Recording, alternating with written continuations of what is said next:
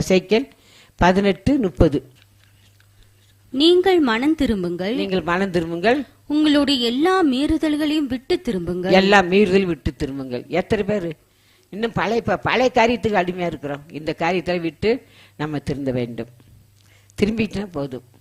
அதான் ஆண்டவர் சொல்றாரு, அவர் மன்னிக்கிறதுக்கு எப்படி இருக்கிறாரா? தயை பெருத்திருக்கிறாரா? ஏசாயின் புஸ்தகம் 55ஆம் அதிகாரம் 7வது வசனம்.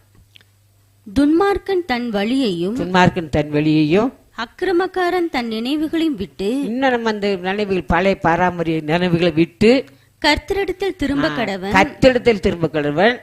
அவர் அவன் மேல் மனதுருகுவார். அவர் அவன் மேல் என்ன செஞ்சிருவாரு? மனதுருகுவார்.